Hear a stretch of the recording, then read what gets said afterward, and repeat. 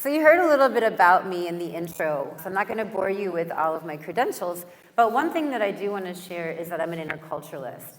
I studied intercultural communication and focused that on my graduate work, and I've been teaching intercultural communication since I started teaching in higher ed 20 years ago back in California.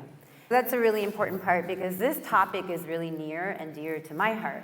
My most important job is that I'm a mom. I have 2 boys, ages 13 and 9. And I'm also a daughter of Indian immigrants. And this identity and the experiences that I had because of that identity really caused me to experience othering and discrimination, which resulted in internalized oppression. And that's really what drew me to the work that I do today. I experienced being on the wrong side of inclusion for way too many years of my life, and I want to help ensure that that doesn't happen to other people. So I'm going to share a little bit about my story. My point in doing that is to help you understand that good things can come from painful experiences, and that I also speak about this topic not just from a theoretical or conceptual place, but also from a very personal one. My parents immigrated here in the early 1970s from Kerala, India, which is one of the southernmost tips of India. And they came here in pursuit of economic stability and opportunities and the hope that they could gain citizenship in the United States and then bring all of their siblings and families so they could be reunited in America together.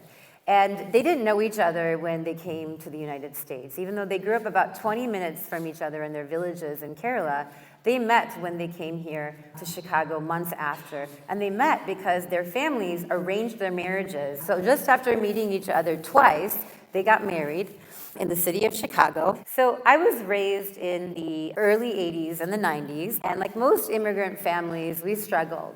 And the good thing about when my parents came is that they came after the civil rights movement. So they came to a more tolerant America that allowed them to have a lot more opportunities than other immigrants who came before and other people who came for different reasons like enslavement. And also my parents have a work ethic that is unmatched by most, which many immigrant parents have.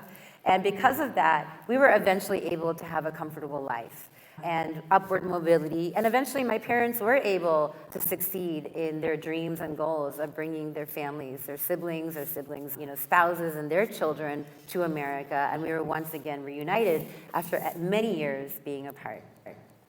I was raised in the predominantly white community outside of Chicago. We were the only family of color for many, many years. We were also one of the only immigrant families.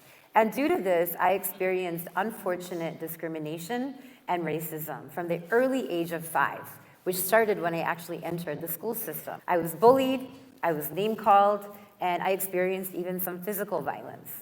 And just to give you a small insight into my lived experiences of my youth, I was given the name Cindu the Hindu in 1st grade. And this is me when I was in 1st grade. And I was called this actually my whole entire life, even until I was in, senior in high school. And back then, when I was growing up, Hindu and dothead were derogatory terms for South Asian people. And the only mainstream representation that I had was, at that time, was Apu from The Simpsons. And the character of Apu owned a Quickie Mart. And ironically, my dad owned a convenience store. So I fit this stereotype a little too well. And this racial bullying really caused me to experience a lot of pain and trauma and identity issues that I'm still actually healing from today in my mid-40s. It also taught me to feel ashamed of who I was.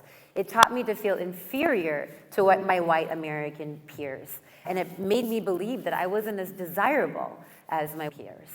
And this deep shame caused me to distance myself from my Indianness and my difference, and it caused me to assimilate to the white dominant norms that I was surrounded by.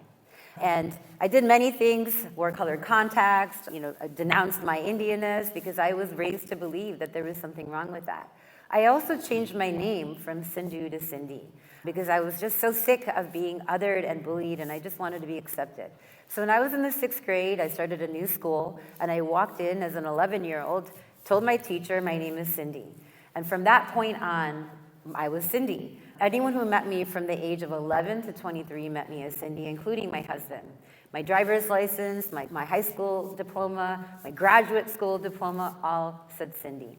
And it wasn't until I was studying intercultural communication in college, I started in undergrad, that I learned to unlearn the shame that I felt about my difference and my identity. And I learned to realize that my difference is actually a strength, and it's an asset that I have in the diverse and globalized world that we live in. And so I went on to study intercultural communication in graduate school. And this was a very transformative experience for me because it helped me to understand some of my challenges, the challenges that me and my family had as immigrants as we were assimilating to American culture. And it also, again, allowed me to see that my difference was an asset. And I share a little bit about this because I want to illustrate that knowledge is power, and that your education can really be transformative. It has the ability to unlock your potential.